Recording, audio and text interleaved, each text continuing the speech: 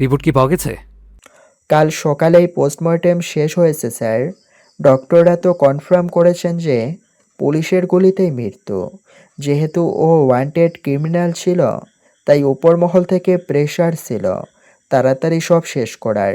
ওর পরিবারের লোকজনকে খবর দেওয়া হয়েছে লাশ নিয়ে যাওয়ার জন্য, কিন্তু কেউ আসেনি? নিয়ে তো গেছে স্যার, কিন্তু রুস্তম যে কি করে কে জানে। কমিশনার স্যারের মুখ চোখ ভালো লাগলো না। ভেতর ভেতর আমাদের উপর বেজায় খেপেছেন, বিশেষ করে আপনার উপর। বুঝেনি তো, আত্মীয় আত্মীয় ব্যাপার। শুধুমাত্র আপনি আহত হয়েছেন না, আবার হাসপাতালে ছিলেন। এসপি স্যার, ডিআইজি স্যার সবাই আপনাকে দেখতে এসেছিল, বলল আজও আসবে, কিন্তু আপনি তো এর আগেই। যাকগে, গোটা টিম আপনার পক্ষে স্যার, সব তো আপনার ফেভরে। চিন্তা করবেন না স্যার, তবে তাও সাবধানে, বুঝলেন স্যার? সুযোগ পেলেই ছাই দিয়ে ধরবেন মনে হচ্ছে। স্বার্থ হাসল, উড়িয়ে দিল এইসব। তবে তার হাসিটা দেখালো ফুরফুরে হাওয়ার মতো, যেখানে কোনো চিন্তা নেই, অশান্তি নেই, নেই কোনো ছটফটানি। গাড়ি চলছিল রাস্তার লেন ধরে। এক পাশে সারি সারি সব ফুলের দোকান বসেছে।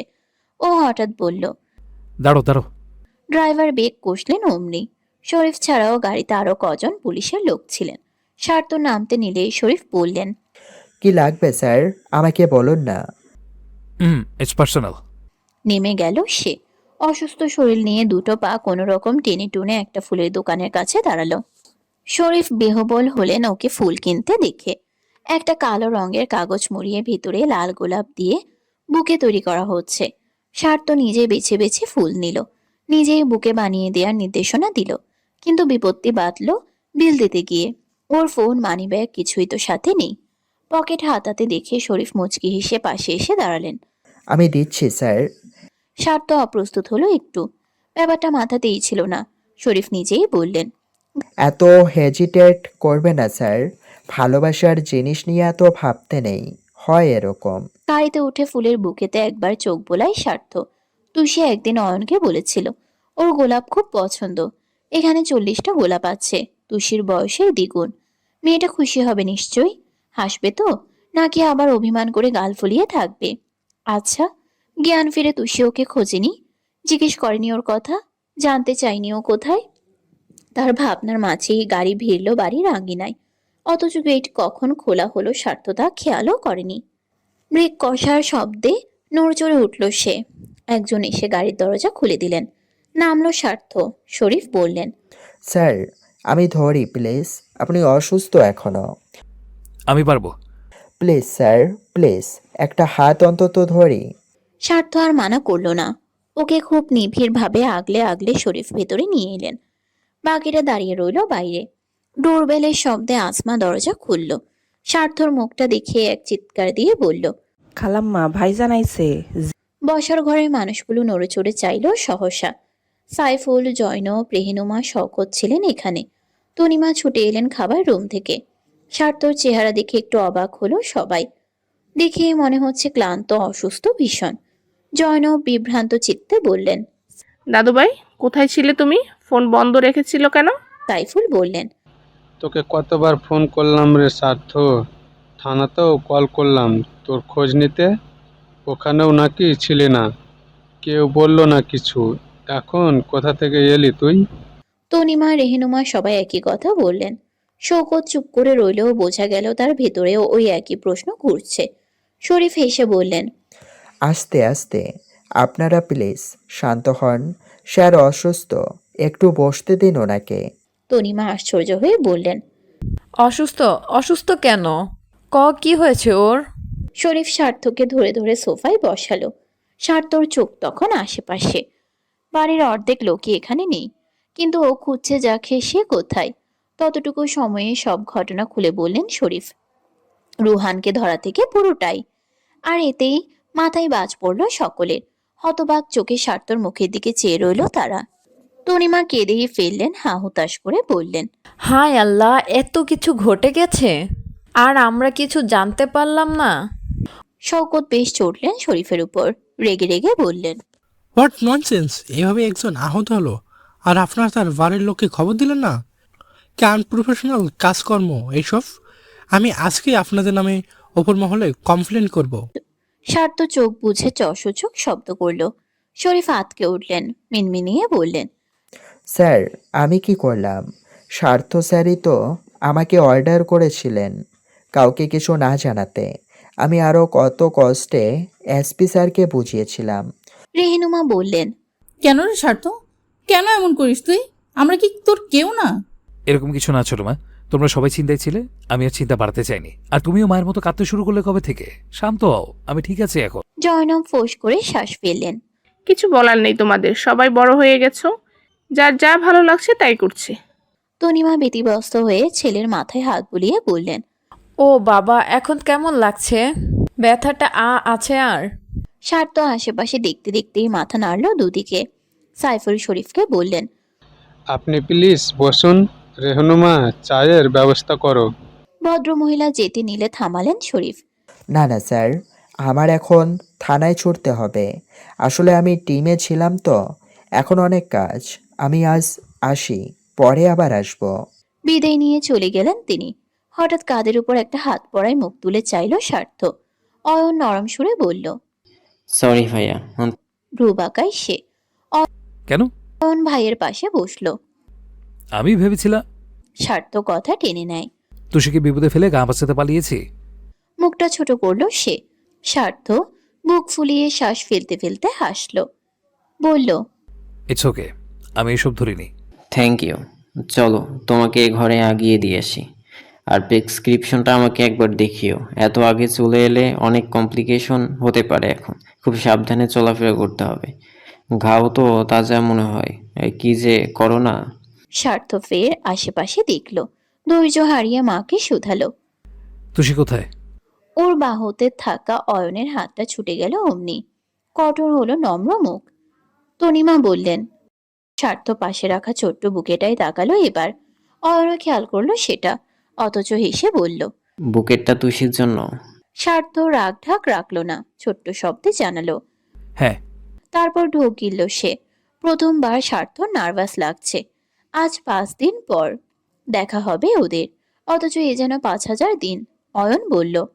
আচ্ছা যাও দিয়ে এসো। স্বার্থ অবাক হলো একটু। অয়ন এত স্বাভাবিক? ও কি তবে মেনে নিল সবটা? ভালো লাগলো স্বার্থর। বুকেটা হাতে নিয়ে উঠতে যাবে, হঠাৎ চোখ পড়ল সামনে সেন্টার টেবিলে কিছু কাগজের দিকে। একটা নামের লিস্ট। রুকুজকে হাতে তুলল সে। সব ওদের আত্মীয়দের নাম। ওর নানা বাড়ি, তুষির নানা বাড়ি, নাসিরদের পরিবার। জিজ্ঞেস করলো। কি এটা? এবারেও অয়ন উত্তর দিল। গেস্টদের লিস্ট, খুব কাছের যারা তাদের নাম। সবাইকে ফোন করে দিয়েছো চাচ্ছ? বড়রা একবার একবার মুখ দেখাদেখি করলেন। জবাবে ঘাড় লাড়লেন সাইফুর। বোঝালেন হ্যাঁ, কিন্তু স্বার্থ এখনো বোঝেনি। কপালের ভাঁজ গাঢ় হলো আরো, শুধালো। বাড়িতে কি বিশেষ কিছু হচ্ছে? অয়ন পিঠ ছেড়ে সোফায় হেলান দিয়ে বসলো। আত্মগরিমায় চুয়ে পড়া প্রতাপ নিয়ে বলল। হ্যাঁ, কাল আমার আর তুষির বিয়ে। নিস্তব্ধ বাতাবরণে হঠাৎ মেঘ ছিঁড়ে আসা দানবীয় বাজের ঘায়ে ভূপৃষ্ঠ যেভাবে দুভাগ হয়ে যায়, কিংবা একটা জীবন্ত মানুষের বুকের মাঝে হাত ঢুকিয়ে হৃৎপিণ্ডটা খাবলে আনলে যেমন লাগে, স্বার্থ বোধ হয় তেমনই কিছু হলো। এক মুহূর্তের জন্য স্থবির হয়ে পড়ল ছেলেটা। মনে হলো কানের ভেতর তপ্ত সিসা ঢুকে মস্তিষ্ক অব্দি অসাড় করে দেওয়ার মতো একটা বাক্য শুনল সে। ঠোঁটে শব্দ এলো না, চোখের পাতা নড়ল না। হতবিহবল নয়নজোড়া মেলে অয়নের পানে চেয়ে রইল শুধু। মুখ ঘুরিয়ে ফোঁস করে শ্বাস ফেলল অয়ন। ভাইয়ের সাথে ঠান্ডা মস্তিষ্কের এই লড়াই এসে নামতে চায়নি এভাবে ছোট ভাই হয়ে বড় ভাইকে প্রতিপক্ষ বানাতে। কিন্তু স্বার্থ বাধ্য করেছে। আজ আর কিচ্ছু তার হাতে নেই। জয়নব নিজের ভারিক্কি চোখ নিয়ে দুই নাতিরই মুখ চোখ দেখলেন, দীর্ঘশ্বাস ফেলে বললেন। রুকসানা তো সিদ্ধান্ত জানিয়ে দিয়েছে, আইরিনের সাথে তোমার বিয়ে তারা দেবে না। তাই অয়ন বলল ওদের ব্যাপারটা বুঝিয়ে রেখে লাভ কি, আগামীকাল আকত করে রাখবে। এরপর একটা ভালো দিন দেখে ধুমধাম করে আয়োজন। স্বার্থ তখনও চুপ করে রইল, নিষ্প্রভ চাউনি মেঝের টাইলসে আটকে। ফুলের বুকেটা শক্ত করে চেপে রাখা মুঠোয়। কালো কাগজে খসখসে শব্দ হচ্ছে তাতে। দুটো ভাঁজ বসেছে কপালে। সাইফুল বললেন। রাগ করিস না, আসলে এই জন্যই তোকে এতবার কল করছিলাম। বলতে গেলে এখন তুই বাড়ির বড় ছেলে, তোকে না জানিয়ে আমরা তো কিছু ঠিক করতে পারি না। কিন্তু অয়ন এত তাড়া দিচ্ছিল, ওর নাকি কি কাজ আছে, এই মাসে দেশের বাইরে যাবে, সেজন্যই আর কি। স্বার্থ চোখের কোণ তুলে অয়নের দিকে তাকালো। একই সময় ফিরল সেও। একজোট নির্বাত শক্তপোক্ত চোখাচোখি হলো দুই ভাইয়ের। যেন দৃষ্টিতে দৃষ্টিতে বর্ণি বর্ষণ। হলো নীরব কিছু বাক বিতণ্ডার আদান প্রদান। এক নারী নিয়ে দুই ভাইয়ের চোখে চোখে লড়াইটা আরো গাঢ় হলো সাথে। অয়ন ঠোঁট টেনে হাসলো, তবে ভ্রু নাচিয়ে বলল। কি ভাইয়া, কিছু বলবে তুমি? স্বার্থ কথা বলল না। উঠে দাঁড়িয়ে ঠিক সাইফুলের মুখোমুখি হলো। ভদ্রলোক একটু বিভ্রান্ত হলেন। এক পল দেখলেন বসে থাকা শওকতকে। স্বার্থ বলল। চাচু, মেয়ে তোমার, তাই যা বলার আমি তোমাকেই বলবো। তুষির সাথে অন্য কারো বিয়ে হবে না, বিয়ে ভেঙে দাও। শওকত বললেন। কেন কেন হবে না বিয়ে? সাইফুল একই কথা বললেন। প্রশ্ন সবার মাথায়। আগে হলে যেমন তেমন, কিন্তু দুদিন আগে যে ছেলে নিজে আইরিনকে বিয়ে করতে চাইলো তুষির সাথে সব সম্পর্কে ল্যাটা চুকিয়ে দিতে, তার মুখে হঠাৎ এসব শোনা আশ্চর্যের বই কি। স্বার্থ স্পষ্ট বলল। কারণটা সবার জানা, তুষি এই বাড়িতে আমার স্ত্রী হয়ে এসেছিল, আর আমার স্ত্রীর বিয়ে আমি থাকতে অন্যের সাথে কেন হবে? অয়ন কিছু বলতে গেলে তনিমা থামালেন, বললেন। স্ত্রী কিসের রে স্বার্থ? তুই না নিজে আমাকে সেই দিন বললি তুষির প্রতি তোর কোনো আগ্রহ নেই। তুই তো আইরিনকে বিয়ে করতে চাইলি। তুই তো মুভ অন করতে পারলে তুষি কি তোর আশায় বসে থাকবে? সাইফুল বললেন। আমরা তো চাইছিলাম তোরা ভালো থাক, তুই নিজে বিয়ে অস্বীকার করেছিলি বাবা। সেসব পুরনো কথা, এখন তো আর চাইছি না। জয়নব বললেন। তখন চেয়েছো তাই সম্পর্ক ভেঙে দিয়েছি, এখন চাচ্ছ না তাই আবার সম্পর্ক জোড়াতে চাচ্ছি। প্রকৃতি এত সুযোগ দেয় না মেজো দাদুভাই, হয় না এরকম? রেহিনুমা চুপ করে রইল, কি যে বলবেন বুঝতে পারছেন না। অয়ন বলল। ভাইয়া সবসময় এটাই করে এসেছো, পুরো সৈয়দ বাড়ির ওর মগের মূল্য কেনা। ও যা বলবে তাই হবে, তাই করতে হবে সবাইকে। বাট আনফর্চুনেটলি এবার সেটা হচ্ছে না ভাইয়া। তুমি কারোর জীবন নিয়ে খেলতে পারো না। স্বার্থর মাথা খারাপ হয়ে গেল। কাকে ধরবে, কাকে বোঝাবে, কি করবে, বদ্ধ উন্মাতের মতো লাগছে নিজেকে। সেই সাথে শরীরটা খারাপ লাগছে আরো। বুকে পিঠের ঘাগুলো চিনচিন করছে। রক্ত ভেসে উঠছে ব্যান্ডেজে। শার্টের আড়ালে থাকায় দেখলো না কেউ, তবে কথা বলতে কষ্ট হচ্ছিল ওর। অথচ তাও চেঁচিয়ে বলল। তুষির বিয়ে অন্য কারোর সাথে হবে না, হবে না, হবে না, ব্যাস। লিস্টের কাগজটা তুলেই টান মেরে ছিঁড়ে ফেলল সে। দু হাতে ঠেলে ফেলে দিল সেন্টার টেবিলে থাকা সমস্ত জিনিস। এত উত্তেজিত হয়ে পড়ায় পিঠের ঘায়ে টান পড়ল ফের। ব্যথায় মুখ কুঁচকে নিল ছেলেটা। তনিমা ধরফর করে বলল। এখানে বস, এসব তর্ক বিতর্ক পরে করিস, বস আগে। মায়ের হাত দুটো ঝট করে সরিয়ে দিল সে। জিজ্ঞেস করলো। বিয়ে বিয়ে করছো সবাই, বিয়েতে তুষি রাজি তো? অয়ন বলল। অফকোর্স, ও রাজি না হলে বিয়ে কি করে হবে? স্বার্থ ঠোঁট বাঁকিয়ে হেসে ফেলল। নিঃশব্দের একছটা হাসি, অথচ বিদ্রুপের ওই হাস্যবান অয়নের শরীর খুঁচিয়ে যায়। দুধারে চোয়াল শক্ত হয় তার। তড়িৎ চিৎকার করে ডাকলো সে। ইউষা, ইউষা। সকলে একটু নড়েচড়ে উঠলেন, তাকালেন ভরকানো বিভ্রান্ত নজরে। রেহিনুমা বললেন। কি হলো রে বাবা? অয়ন জবাব দেয় না, তবে তার দু ডাকে স্টোররুম থেকে ছুটে বেরিয়ে এলো ইউষা। সে বলল। তুষিকে ডেকে নিয়ে আয়। ইউষার চোখ আটকালো স্বার্থর দিকে। জিজ্ঞেস করলো। ভাইয়া কখন এলে? অয়ন কড়া কণ্ঠে বলল। তোকে যা বললাম সেটা আগে কর। হঠাৎ এত রুক্ষ আচরণের আগামাতা বুঝলো না মেয়েটা। একটু মিয়ে গেল মলিন মুখ। বলল মিহির স্বরে। তুষি তো ঘুমাচ্ছে। তনিমা বললেন। থাক না, ওকে আবার ডাকছিস কেন? বিশ্রাম নিক। সব নেবে মাউনি, উত্তরটা দিয়ে যাক, না হলে সবাই তো বিশ্বাস করবে না। যা নিয়ে আয়। স্বার্থ পাথর হয়ে দাঁড়িয়ে রয়। টেবিলে হাত দুটো রেখে মাথা ঝুঁকিয়ে শ্বাস নেয় দ্রুত। শৌকত পোড় খাওয়া আর্মির তীক্ষ্ণ চোখে ছেলেকে মাপলেন এক চোট। কোথাও কি কিছু ঘটছে? অয়নের ঘুরতে যাওয়ার কথা সেদিন, কিন্তু স্বার্থ ওকে মিথ্যে বলে আটকে দিল। নিজে তুষিকে নিয়ে বেরিয়ে গেল। তারপর হাসপাতালে দুই ভাই লড়ছিল এ নিয়ে। আজ আবার তুষিকে নিয়ে আরেকটা লড়াই। ছেলেটা কি তুষিকে ভালোবেসে ফেলল, নাকি ইগোর জন্যে করছে এসব? স্বার্থর সারা বুক জ্বলছে ব্যথায়, মাথা ঘুরছে এক্ষণও, শরীর থেকে অনেকটা রক্ত যাওয়া, আবার চিকিৎসার শেষ হওয়ার আগেই চলে আসা, এসে এরকম পরিস্থিতিতে পড়া, সব মিলিয়ে ধকল নিতে হিমশিম খাচ্ছে তার পেটানো দেহ। হঠাৎ কানে পৌঁছালো পেছনে একজোড়া নিঝুম পায়ের শব্দ। এতক্ষণে মাথা তুলল সে, তড়িৎ ঘুরে চাইল সেথায়। ফ্যাকাশে বিমর্ষ মুখ নিয়ে হেঁটে আসছে তুষি। চেহারায় স্পন্দন নেই, চকমকে আলো নেই চোখে, পুরন্ত ঠোঁট শুকনো খুব। মেয়েটা এসে থামলো, অমনি বলল অয়ন। তুষি, কাল যে আমাদের কথাগুলো সম্পূর্ণ হলো না, মাঝপথেই অধৈর্য পায়ে ওর কাছে চলে গেল স্বার্থ। কাউকে তোয়াক্কা না করে সোজা গিয়ে থামলো তুষির সামনে। এই মুখোমুখি উপস্থিতি তুষির গলায় আটকে পড়া শ্বাসে যেন কাটার মতো খোঁচা। কিন্তু তাকালো না সে, না রাখলো ওই চোখে স্বীয় নিস্তেজ দুটো চোখ। শুধু কানে এলো স্বার্থর মোলায়েম প্রশ্ন। কাল তোমার সাথে অয়নের বিয়ে, তুমি জানো? অয়ন পেছন থেকে বলল। এটা কেমন প্রশ্ন? যার বিয়ে সে জানবে না? ও কড়া কণ্ঠে বলল। প্রশ্নটা আমি তুষিকে করেছি, উত্তরটা ওর থেকে নেব। অয়ন চুপ করলো ঠিকই, তবে তার তপ্ত দৃষ্টি সরল না। স্বার্থর কণ্ঠ নেমে এলো আরো, কেমন আকুল হয়ে বলল। তুষি, বিয়ে তোমার ইচ্ছেতে হচ্ছে? হ্যাঁ। স্বার্থর মুখটা থম ধরে গেল, মুছে গেল ভেতরকার সব স্ফূর্তি উল্লাস কিংবা এতক্ষণ তুষির মুখোমুখি হওয়ার সেই ছটফটানি আনন্দটুকু। তার শক্ত বুকে দুম করে লাগলো কোনো কিছু, হয়তো নিষ্ঠুর কোনো দায়ের কোপ, যা রোহানের ওই কোপের চেয়েও শতগুণ ভারী, বা তার চেয়েও ব্যথাতুর কিছু। কিন্তু যুদ্ধে জেতা সৈনিকের ন্যায় বিজয়ী হাসল অয়ন। ঠোঁটের কোণে খেলে বেড়ালো এক টুকরো চকমকে ঝলক। স্বার্থ ঢোক গিলে বলল। সত্যি তাই, নাকি কারো উপর জেদ করে করছো? জেদ? কার সাথে করব? তোমার ইচ্ছে আছে বিয়েতে? হ্যাঁ। পরে পস্তাবে না? তুষির কণ্ঠে অটল তেজ। পস্তাবো কেন? আমি জানি আমি কি করছি। কথাগুলো আমার চোখের দিকে তাকিয়ে বলো। তুষি তাকালো না, এলোমেলো পাতা ফেললো মেঝেতে। স্বার্থ চড়া স্বরে বলল। তাকাও তুষি, তাকিয়ে বলো, বিয়ে তোমার ইচ্ছেতে হচ্ছে?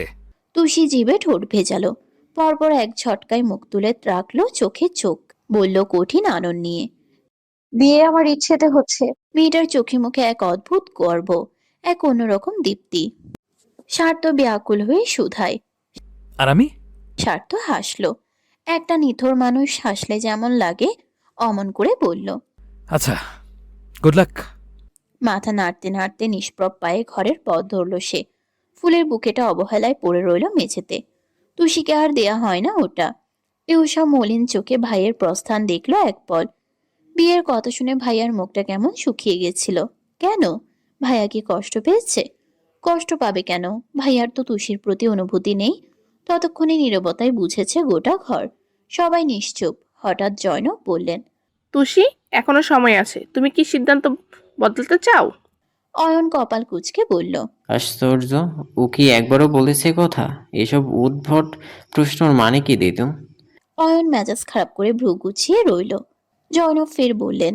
তুষি, স্বার্থর সাথে আর একবার বিয়ে হয়েছিল, যদিও আইনত বা ধর্মমত বিয়েটা হয়নি, কিন্তু একদিনের জন্য হলেও তাকে তুমি স্বামী মেনেছো। অয়ন এবারেও কথা কেড়ে নিল। সেটা কখন বলেছে তুষি? আমাকে আলাদা করে বলে এসেছো? না হলে আমরা তো কেউ শুনলাম না। শওকত এবার ধমকালেন ছেলেকে। তুষি মুখ খুলল এবার, বড় স্পষ্ট গলায় বলল। দিদুন, বিয়েতে আমার অমত নেই। যা হয়ে গেছে তা আমার অতীত। এখন আমাকে ভবিষ্যতে এগোতে হবে। আমি ওসব অতীত নিয়ে পড়ে থাকতে চাই না। তাহলে সব ভেবেচিন্তে নিয়েছো তো? হ্যাঁ। অয়ন বুক ফোলালো গর্ব করে, সবার দিকে চেয়ে বলল। আর কেউ কিছু বলবে? আশা করি উত্তর পেয়েছো তোমরা। কোনো জবাব টবাব এলো না, নিরুত্তর রইল সকলে। স্বার্থ যে তুষিকে ইনিয়ে বিনিয়ে পছন্দ করে ফেলেছে বড়রা সকলেই বুঝেছেন। কিন্তু যেখানে তুষি নারাজ এই সম্পর্ক নিয়ে তাদের আর কি করার। তনিমা দীর্ঘশ্বাস ফেলে বললেন। ছেলে মেয়ে এখন বড় হয়েছে, নিজেদের ভালো মন্দ নিজেরাই বুঝতে শিখেছে। ওরা এখন রসিয়াম্মা, আর আমরা হলাম রশি গলার পেঁচানোর। এখন যেদিকে টানবে সেই দিকেই এগাবো। তুষি আর দাঁড়ালো না এখানে, পাশ কাটিয়ে ঘরে ফিরে এলো। হাসনা ঈশার নামাজ পড়ে উঠেছেন, ওকে দেখিয়ে বললেন। ক্যাডায় ডাকলো, নাইত জামা থুরি, পুলিশ নাতি আইসে। তুষি উত্তর দিল না, খুব অন্যমনস্ক পায়ে খাটে এসে বসলো।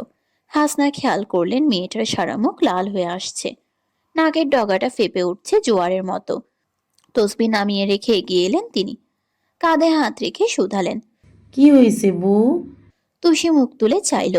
ওর বড় বড় চোখ দুটো টলমল করছে, কার্নিশ ডুবে যাচ্ছে জলে। এক ফোঁটা গালে পড়তেই হাসনা আতকে বললেন। কান্দোস ক্যাঁ? তুষি কেমন করে বলল। দাদি, তোমার কোলে একটু মাথা রেখে শোবো? হাসনা তড়িঘড়ি করে পাশে বসে বললেন। হ, শোবু, সোনা। তুষি শরীর গুটিয়ে শুলো তার কোলে।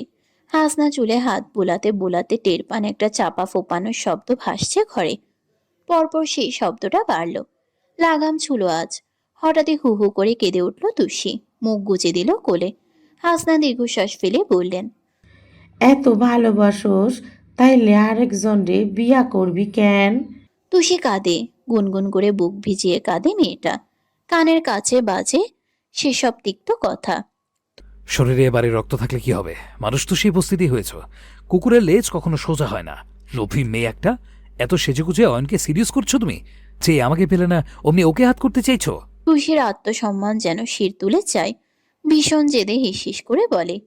ভালোবাসি, কিন্তু ক্ষমা করবো না কখনো। তুষি চোখে মুখে পানি দিয়েছে, চেহারা ফুলেছে কিছু। হাসনা খেতে গিয়েছেন কিছুক্ষণ হবে। দরজা খোলা ছিল। হাতে একটা বাক্স নিয়ে মাত্রই চৌখাটে এসে দাঁড়ালো অয়ন। চোখে পড়ল সোজাসুজি আয়নার দিকে। চোখ পড়ল সোজাসুজি আয়নার দিকে। তুষি টুলে বসে চুলে বেনুনি করছিল। চোখ মন কোথাও আয়নাই নেই। বিরস চিত্তে মেঝের দিকে চেয়ে আছে মেয়েটা। টোকা দিতে গিয়েও থামলো অয়ন। আয়নায় ফুটে থাকা তুষির স্পষ্ট বিম্বতে চেয়ে রইল মুগ্ধ হয়ে। মেয়েটার ভেজা মুখে জলের কণাগুলো হীরের কুচির মতো জ্বলছে। অযত্নে বাঁধা বেনুনির ফাঁকগুলে অবাধ্য কিছু চুল এসে মিশেছে কপালের তারায়। অসুস্থতার ধকল মুখ থেকে আভা কেড়ে নিলেও সে ফ্যাকাশে চেহারায়ও যেন রিমঝিমা অলৌকিক স্নিগ্ধতা। ঠিক যেন জল রঙে আঁকা কোনো বিষণ্ণ রাজকন্যা, যার প্রতিটি কণা চিরে এক ঐশ্বরিক আলো এসে গাইল। পালাতে পারিনি আমি দিশাহারা, দুটো চোখ যেন আমায় দিচ্ছে পাহারা। ধরা পড়ে গেছি আমি নিজেরই কাছে। জানি না তোমার মনেও কি এত প্রেম আছে। সত্যি যদি হয় বলুক যা বলছে নিন্দুকে। মন্দ করেছে আমার ওই দুটি চোখে। একা একাই মাথা নুইয়ে হাসলো অয়ন। ফের চাইল সামনে। এই মেয়েটাকে তার প্রথম ভালো লেগেছিল সেদিন, যেদিন ওর পকেট থেকে মানিব্যাগ চুরি করে ওই পুরোটা দিন সাক্ষী একটা মেয়ে পকেট মারের কথা ভেবে ভেবে অয়নের সারা মুহূর্ত কেটেছিল। আর এরপর যখন ক্লাবে বউ সাজে অয়ন সেই মেয়েকেই দেখলো, তখন ওর তেমন কিছু অনুভব হলো না। খারাপ লাগাটাও ধরতেই পারলো না। কিন্তু তুষি যেদিন লাল শাড়িতে এক টুকরো পুতুল বউয়ের মতো এসে সামনে দাঁড়িয়েছিল, হৃদয়ের কম্পন সাগরের ওই পারে শূন্যের মাথায় ফেলে এসেছিল অয়ন। এখন সেই মেয়েকে ও হারায় কি করে? তুষি বেখেয়ালি মনোযোগ হঠাৎ পড়ল আয়নায়। চমকে পিছু ঘুরল সহসা, অবাক হয়ে বলল। আপনি?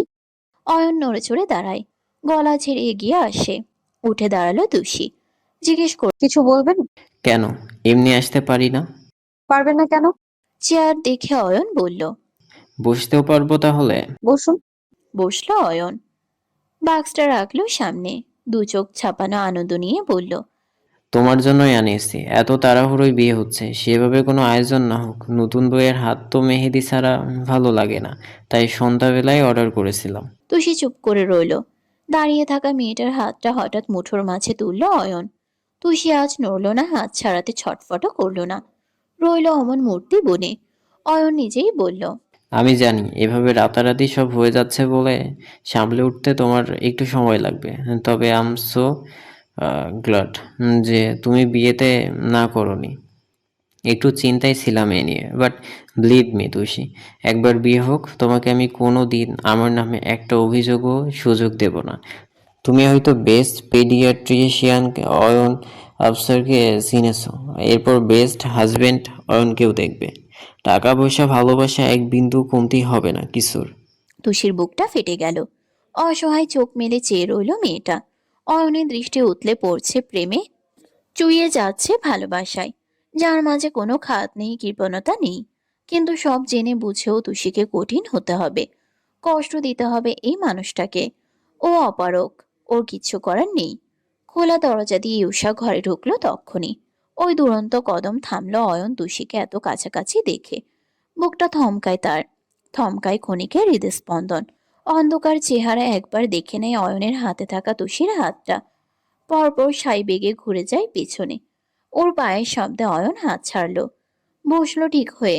ইউষা নিজেই বলল, সরি, আসলে আমি জানতাম না অয়ন ভাই এই ঘরে আছো। আমি বরং পরে আসবো। ও ছুটতে নিলেই অয়ন বলল। দাঁড়াও। থামলো মেয়েটা। অয়ন উঠে এলো। মেয়ে এলে শরীরে একটা ঝাঁকুনি উপহার দিতে পিঠ ছড়িয়ে কাঁধে হাত রাখলো ইউষার, প্রফুল্ল স্বরে বলল, ও কিন্তু তোমার বোন হলো আমার সব থেকে কাছের মানুষ, জানো? এই বাড়িতে অয়নের যদি নিজের বলে কেউ থাকে সেটা ইউষা, মাই লিটিল চেরি। মেয়েটার চিবুক ছুঁয়ে একটু হাসলো অয়ন। দুজনের এক টুকরো নির্বাত চোখাচোখি হলো। ইউষার ভেতরটা ছিন্ন ভিন্ন হয়ে গেল অয়নের দৃষ্টিজোড়া দেখে। মনে মনে ভাবলো, কাছের মানুষ? তোমার মনে যদি এক টুকরো জমি পাই, তাতেই না কাছের মানুষ হতাম অয়ন ভাই। তার হলো কই বলো তো? তুষি অয়ন ইউষাকে পাশাপাশি দেখে হাসলো কেমন করে, বলল, দোয়া করি ইউসাই আপনার নিজের মানুষ হয়ে থাকুক। অয়নের ডাক পড়ল তক্ষুনি। সাইফুল ইসলাম ব্যস্ত স্বরে বলছেন, অয়ন কই গেলি রে? চাচ্ছু ডাকছে, শুনে আসি। ইউষা, তুই ওকে মেহেদি পরিয়ে দিস তো। তারপর ফিসফিস করে বলল, আমার নামটা তুষির হাতের তালুতে লিখে দিস, যেখানে দেখেই বোঝা যায় ও অয়নের বউ। ইউষা মাথা নাড়ল, ঢোক গিলে ছোট্ট করে বলল। আচ্ছা। চপল পায়ে বেরিয়ে গেল অয়ন। তুষি খাটে বসে দু হাতের ভর রেখে মাথা নুয়ে শ্বাস নেয় বড় করে। ইউষা ঠোঁটে হাসি টেনে পাশে এসে বসলো। বাক্সের দিকে তাকিয়ে বলল, বাপরে, অয়ন ভাই যে কি পাগলামি করে না! এত মেহেন্দি কেউ একবারে কেনে? তারপর একটা কোণ নিয়ে তুষির পাশে বসলো সে, হাতটা নিয়ে বলল, দাও, একটা সুন্দর ডিজাইন এঁকে দেই। তুষি চুপচাপ চেয়ে রইল ইউষার মুখের দিকে। স্বাভাবিক থাকার কি নাটকটাই না করছে। ইউষা কোণ ঘুরিয়ে ঘুরিয়ে কত কি আঁকলো, মাঝে জায়গাও রাখলো একটু। এখানেই অয়নের নাম লিখবে। আচমকা মেহেদির কোণটা হাত থেকে নিয়ে গেল তুষি। ও অবাক হয়ে বলল, কি হলো? তোমার আঁকা ডিজাইন আমার পছন্দ হচ্ছে না, আমারটা আমি নিজে দেখে দেব। ইউষা ঠোঁট উল্টে বলল, তাহলে অন্য কিছু দিয়ে দেই। না, দেখি তোমার হাত দেখি। ইউষার হাতের তালুতে কোণ ছুঁয়ে বলল, আমি কত সুন্দর আঁকতে পারি দেখো। তা অবশ্য ভুল। তুষি ভালো মেহেদি দিতে জানে না। যা মনে এলো লতা পাতা এঁকে ফেললো তাই। ইউষা হাসলো ঠোঁট চেপে, তবে মানা করলো না। তখনই ওকে চমকে দিয়ে চটপট হাতের মাঝে একটা বড় সাইজের লিখে দিল তুষি। মুখটা থমকে বসলো ইউষার, মুছে গেল হাসি। ক্রস্ত হাত টেনে এনে বলল, কি করছো? কি করলাম? এটা কেন লিখলে? তুষি জিভ কেটে বলল, ও সরি, আসলে সারাদিন ওনার কথাই মাথায় ঘুরে বেড়ায় তো, তাই ভুলে লিখে দিয়েছি, তুলে ফেলো। ইউষা বিমর্ষ মুখে টিস্যু নিয়ে মেহেদি তুলে ফেলল। হালকা হালকা ছাপ পড়লেও রং তো আর বসেনি, কিন্তু ভেতরটা অস্থির হয়ে পড়লো ওর। ফের সাবলীলতায় ফিরতে সময় লেগে যাচ্ছে। তুষি দীর্ঘশ্বাস ফেলে হাসলো, বলল হঠাৎ, ইউষা, কটা বাজে এখন? হ্যাঁ, 11টা বোধ হয়। আম, তাহলে তুমি যাও, আমার ঘুম পাচ্ছে, ঘুমাবো আমি। মা বললেন আজ তোমার সাথে ঘুমোতে। না, আমি তোমাকে আমার বিছানায় নেব না, তুমি যাও, এক্ষুনি নিজের ঘরে যাও। ইউষা মলিন চোখে, তুমি ইদানিং আমার সাথে এমন করছো কেন তুষি? আমাকে আর আগের মতো ভালোবাসো না, তাই না? না। সত্যিই বাসো না? তুষি বিরক্ত হয়ে বলল। যাও তো ইউষা, আমার ঘুম পাচ্ছে বললাম না আমি। ইউষার চোখ ছলছল করে উঠল, কষ্ট পেল ভীষণ। আস্তে করে বলল, যাচ্ছি। মাথা নুইয়ে বেরিয়ে গেল মেয়েটা। তুষি দুর্বলের ন্যায় পিঠ খাটের কাঠে হেলিয়ে রাখলো। পরপর উঠে এসে দরজার ছিটকিনি তুলল। আলমারির উপর থেকে একটা মাঝারি সাইজের ব্যাগ নামিয়ে সার্থর কিনে দেওয়া সেই সাদা গাউনটা ভরলো ভাঁজ করে। তারপর বুক ফুলিয়ে জীবনের সেই চরম সিদ্ধান্তটা নিয়ে নিল আজ। রাত তখন গভীর, চারিদিকে অন্ধকারে মাখা। বাড়িতে কাল বিয়ে, কত মেহমানরা আসবেন। অনেকদিন পর নানু বাড়ির আত্মীয়রাও পা রাখবেন নিবাসে। বাড়ির কর্তা কর্ত্রী প্রায় সকলেই সজাগ এখনো। হুটহাট এত রান্নাবান্নার আয়োজন, ঘরদোর সাজানো নিয়ে ব্যস্ত তারা। ইউষা বারান্দার মেঝেতে শুয়ে আছে, মাথার নিচে বালিশ নেই। হিমের তোড়ে হাত পা ঠান্ডা হওয়ার জোগাড়। অথচ মেয়েটার নিষ্পৃহ চোখ লেগে আছে নিকষ কালো আকাশের বুকে। দুটো কার্নিশ জলে ভেসে যাচ্ছে, ভিজছে তার ঘাড়ের চুল। মাঝে মধ্যে প্রচন্ড যন্ত্রণায় বুকের সাথে সাথে ভেঙে যাচ্ছে ওষ্ঠাধর। হঠাৎ চোখ মুছে উঠে বসলো ইউষা। ওড়না গায়ে পেঁচিয়ে চুল ঠিকঠাক করে গোটা মুখ ডলে বেরিয়ে এলো বাইরে। রয়ে শয়ে টোকা দিল অয়নের ঘরের দরজায়। মিনিটেই খুলল সে। ইউষা জানতো অয়ন ঘুমোয়নি। কাল তো অয়ন ভাইয়ের আনন্দের দিন, তার ভালোবাসা পাওয়ার দিন। এত আগে কি আর ঘুম আসে? অয়ন বলল। ঘুম আসনি? ইউষার ভাঙা গলা। একটু ভেতরে আসবো? অয়ন অবাক হলেও সরে দাঁড়ালো সাথে সাথে। আয়। ঢুকলো ইউষা, তাকালো চারপাশে। ও বলল, কি হয়েছে?